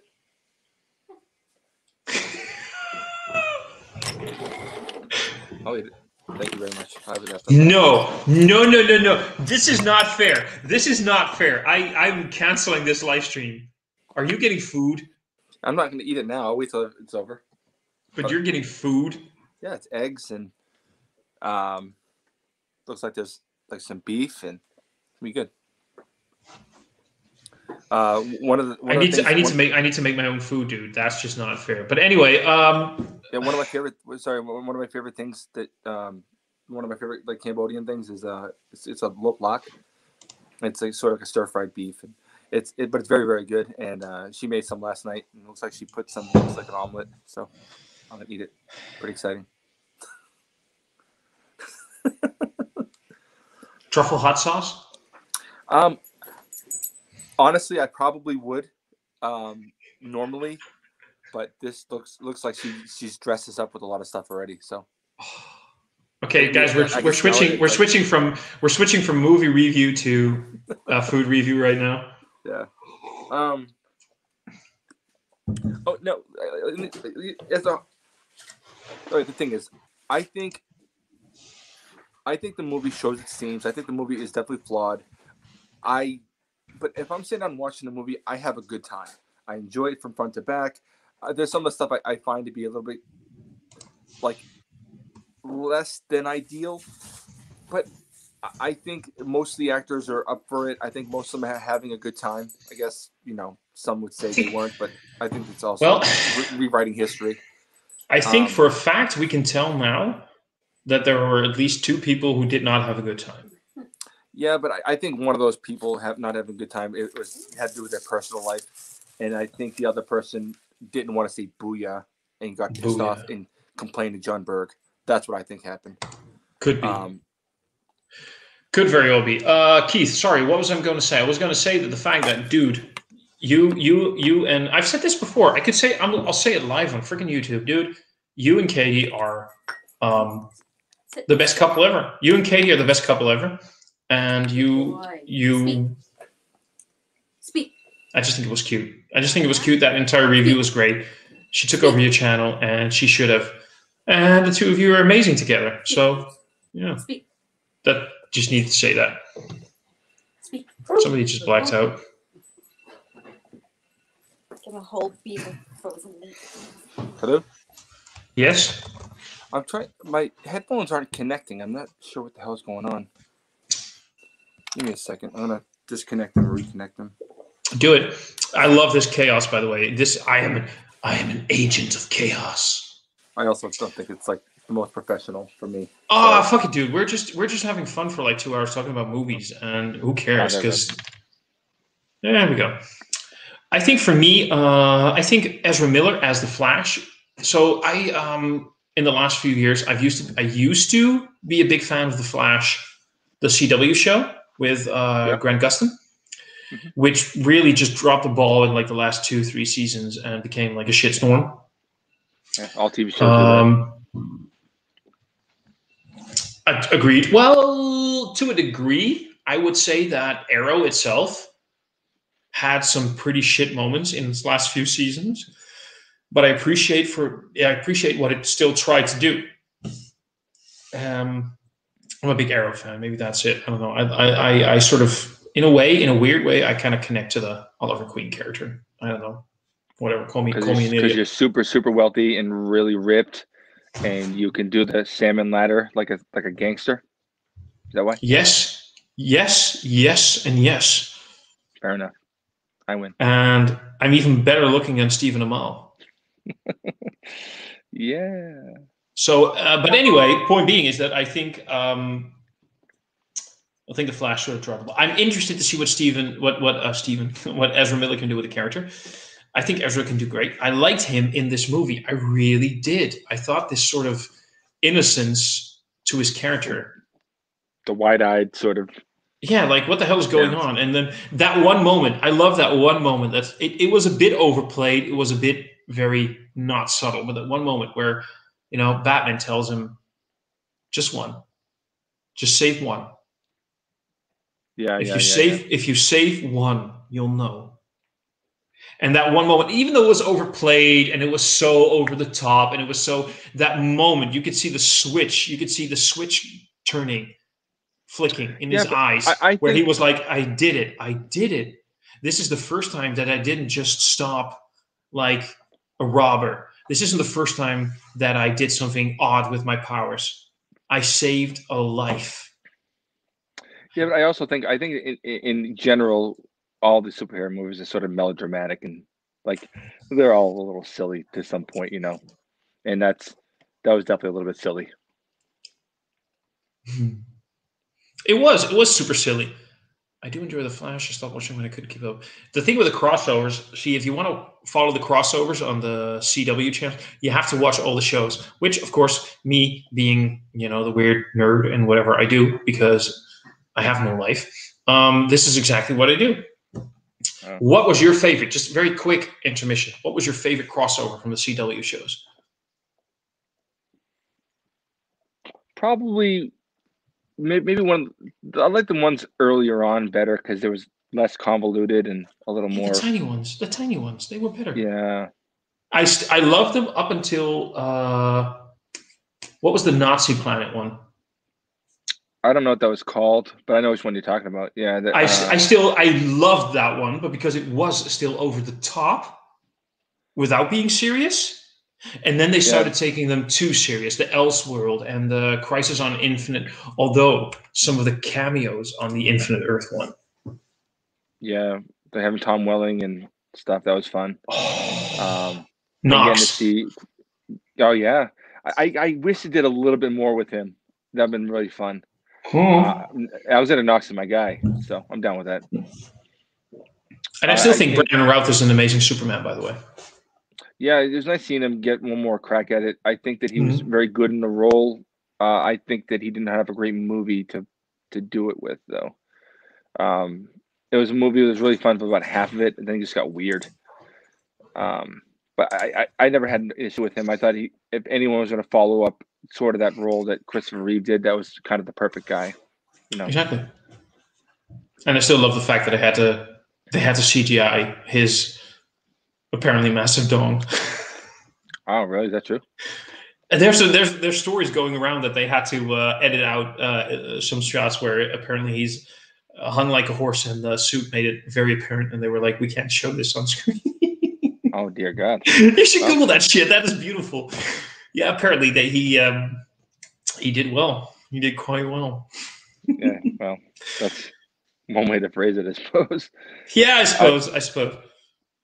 But I liked him. I like him as Ray a lot in those shows. As the Atom, Right? he's really good. The shitstorm. Yeah, sorry. Yeah, I mean the Legends of Tomorrow. I didn't love that much of it. Most of it couldn't be justified. It was just kind of a lot of nonsense. But everyone was having such a good time that the show worked on. It worked on sheer will and performances alone. But even though I liked him on Arrow and stuff, it's just when he was able to kind of be one of the leads, he kind of blossomed in that character a lot, and Ray Palmer became one of my favorite parts of that show. The bromance between him and what's his face, Nate, the historian guy, right? Yeah, like yeah, all the weird talk about bronies and whatever. It just showed like it doesn't matter. I don't know. I love that. I love that shit. But we're going back fourth. Justice League. I loved Ezra Miller in the role of the Flash. I think he did very well. I think Gal Gadot really added another dimension to the more contemporary Wonder Woman, who is the only thing is, and please don't spoil me because I still need to see Wonder Woman 84. This is the part where we're supposed to see where she's coming into her own and saying, I'm stepping out of the shadows and I will be Wonder Woman once again. Well, apparently in Wonder Woman 84, she does that already, like 30 years before that movie. Do not spoil me too much. Because I have been told by some people, do not take the DCEU as a singular whole too seriously. They're a little bit more disconnected than the MCU. Yep. So yeah, they do a little bit of trying to make her be not so much against humanity, but definitely like she'll, when she goes somewhere, will knock out the cameras and stuff like that. It's a little bit to try to, so no one will know who she was. And okay, well, I'll just okay. Yeah, I get it. I'll just see. But anyway, I love the fact that the character was coming more to my own. I really appreciated. I still say that one of the best Batmans ever is Ben Affleck. Mm-hmm. Ben Affleck again in this part. One of the most strongest character points of the Batman of Bruce Wayne is doubt, self-doubt. Am I doing the right thing? Am I up to this task? What am I doing? Am I coming into my full potential? All of these little things like, what am I doing? Am I doing it right? It really showed through Batman versus Superman. It pulled back. Pupper. Sorry. Whenever Bruce comes up, I'm like, I gotta get the food away from him. He will lick this. Oh man, whatever. Just show him off. Please show him off. Yeah, Bruce, hey buddy. Hey, Bruce. Oh my God. Bruce, hey buddy. That collar. Yep. That's Bruce. Sorry. Yeah. Anyway, good boy, buddy. I think Ben Affleck really showed a lot of character development in the part from Batman vs Superman to Justice League, and I'm kind of happy that we still do get to see him as Batman in the Flash movie. Yep. Which will apparently be the multiverse thing for the DCEU. I loved what he brought to the table. I loved Aquaman. I even look.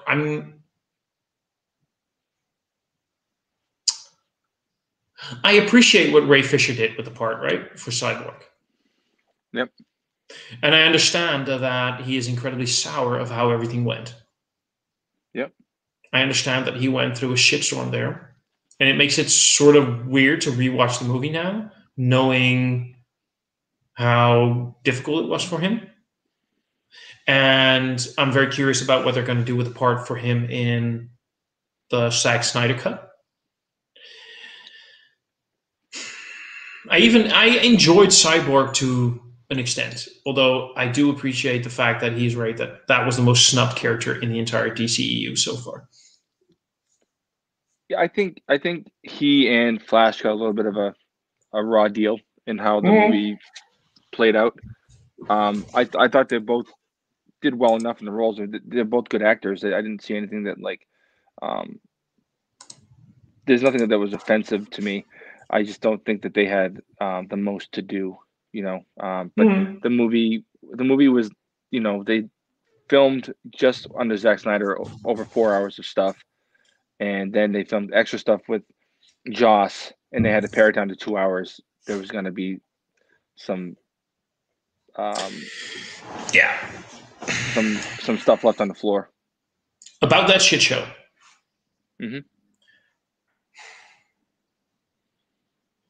I have no beef in this. I'm neither defending or attacking Joss Whedon, because apparently a lot of shit went down, and we're hearing stories from, you know, his days on Buffy and Angel. We're hearing people coming out saying things weren't always great. Joss Whedon used to be this big hero. I never heard that.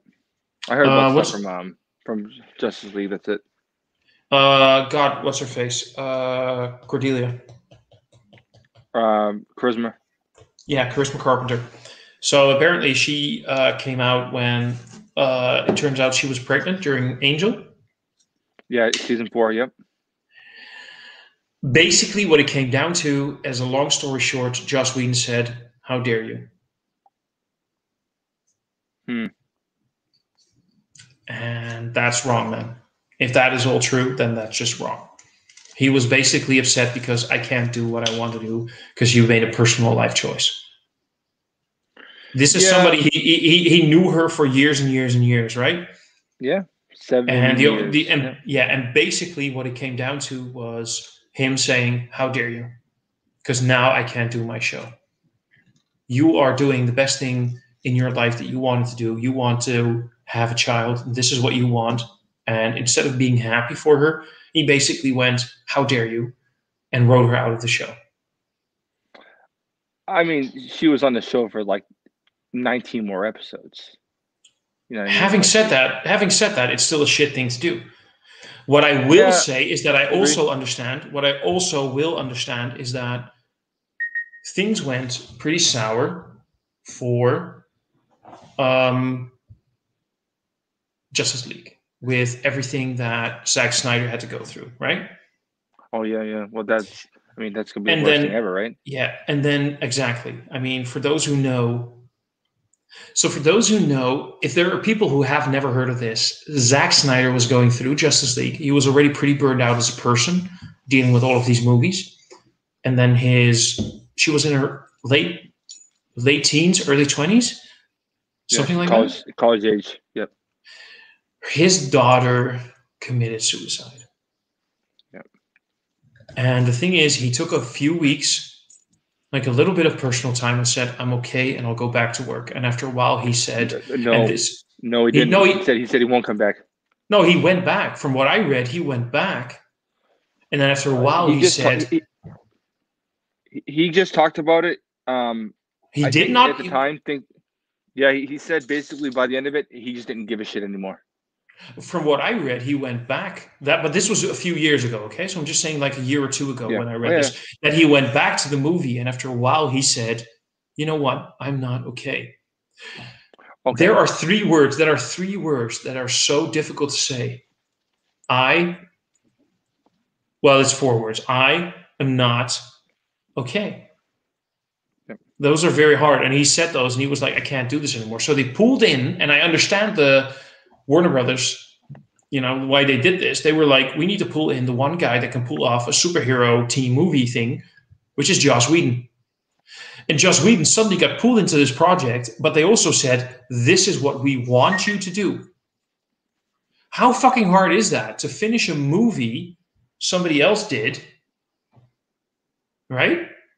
But also having constrictions like it needs to be this long, you need to do it like this and this, and so and so.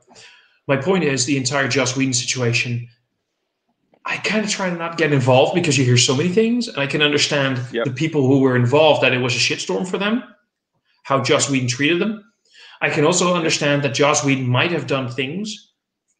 I'm not trying to defend him, but I'm just saying, if you are put under so much pressure, I can understand that you do things that aren't okay, which isn't okay. Just need to say that it's not okay that you did it. I can see why, though.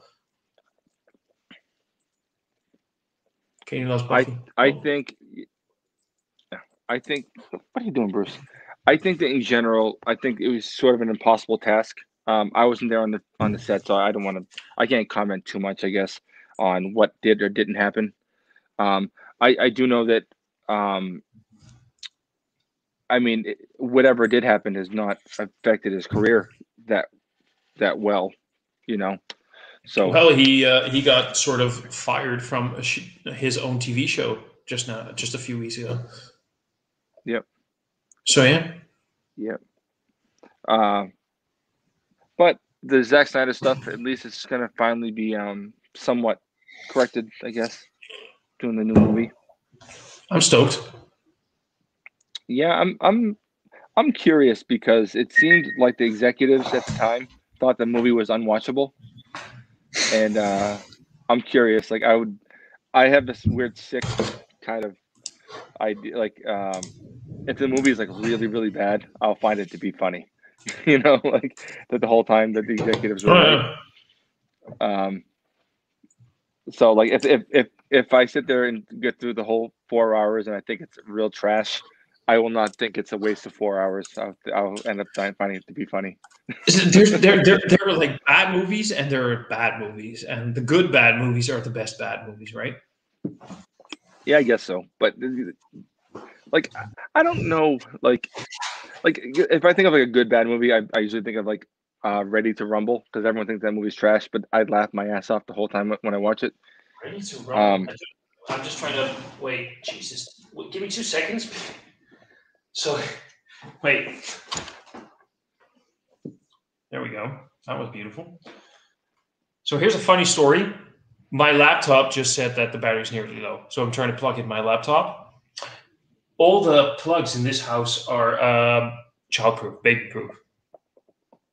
Mm-hmm. I still struggle trying to get all the and that's been like for a year now, and I still there we go. I still struggle. I have one next to the couch that I just can't plug in properly. Well, anyway. Sorry, you were saying.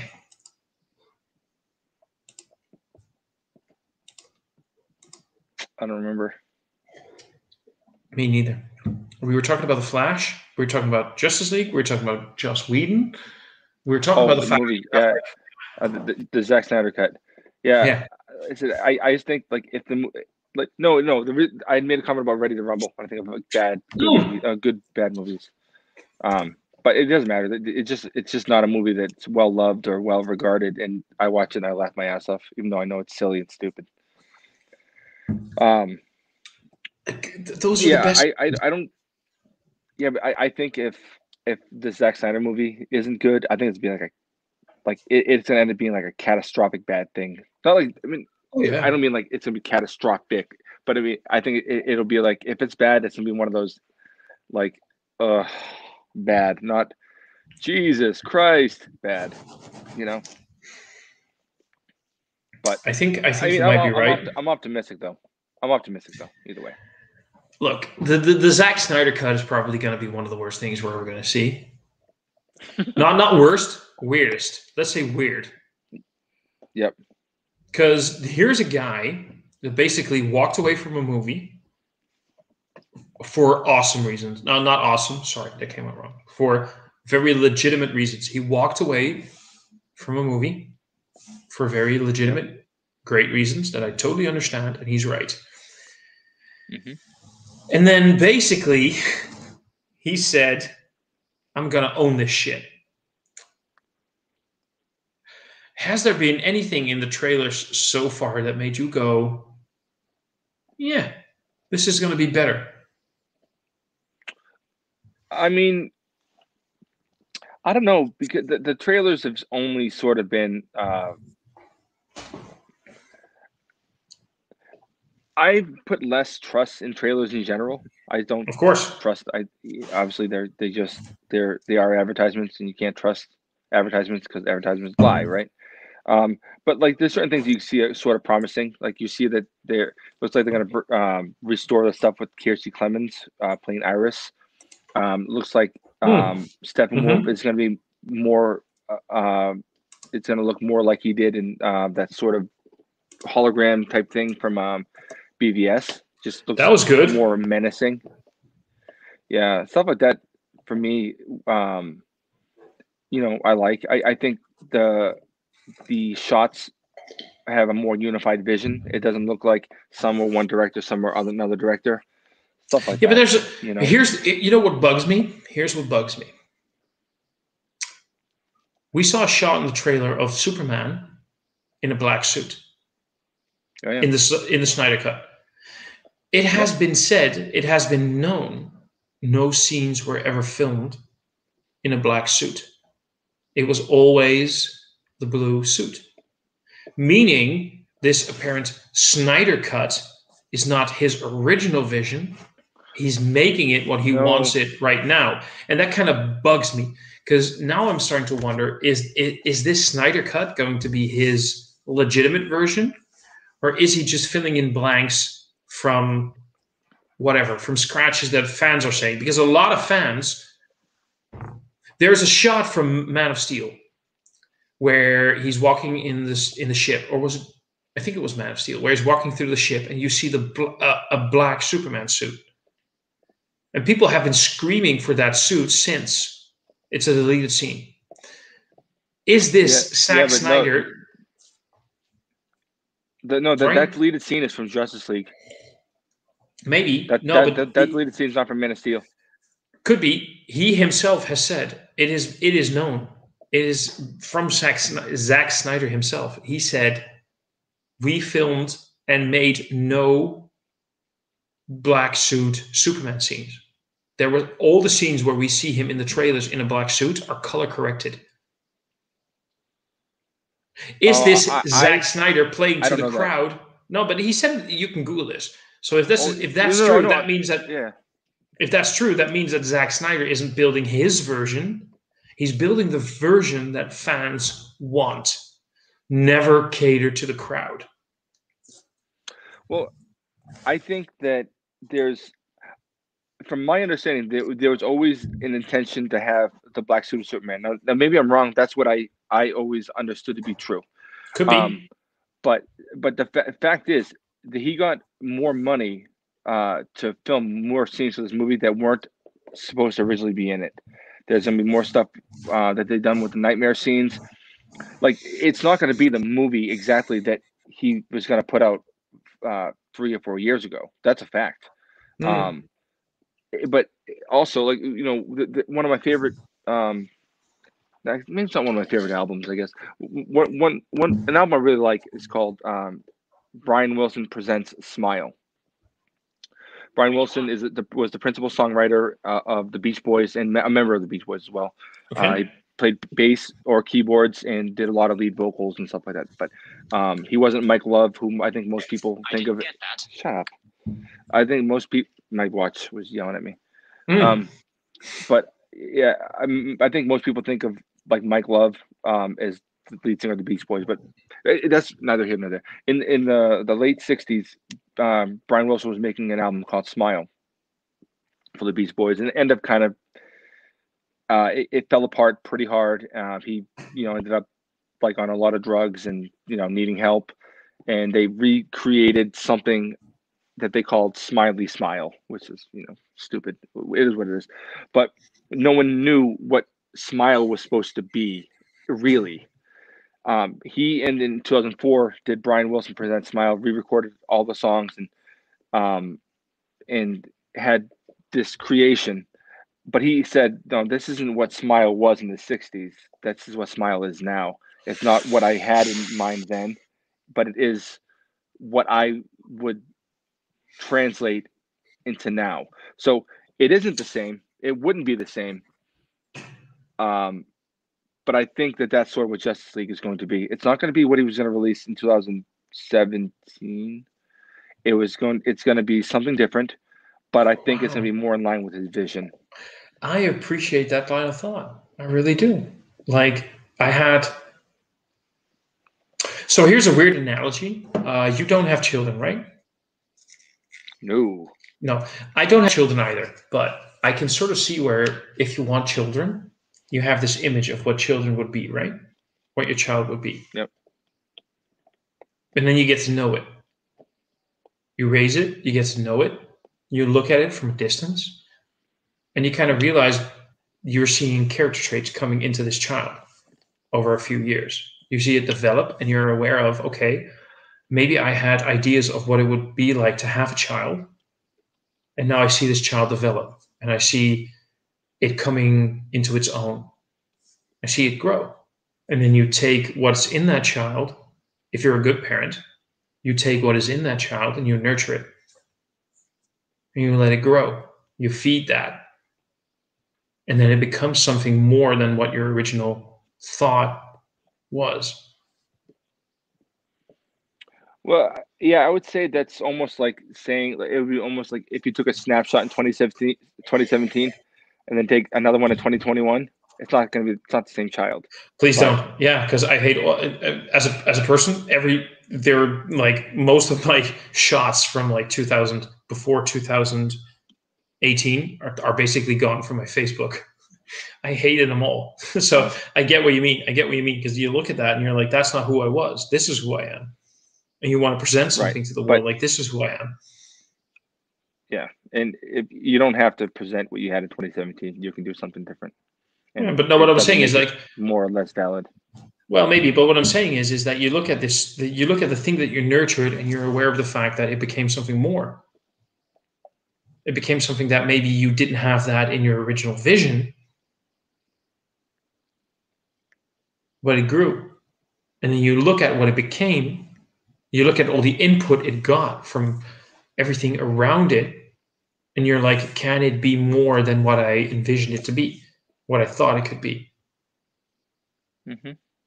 So I sort of understand from some of your points that you just made.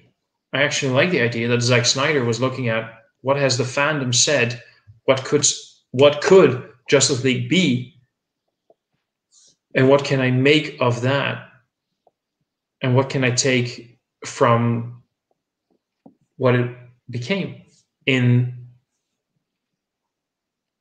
a more global sense of view. Looking at it from a distance, looking at what it became, and then saying, this is what I should nurture. That's certainly a perspective. It's a weird perspective, I know. I'm sorry. But no, don't be sorry. You have a perspective. It's worth hearing. Oh, no, dude, I'm half Canadian. That's what I always say.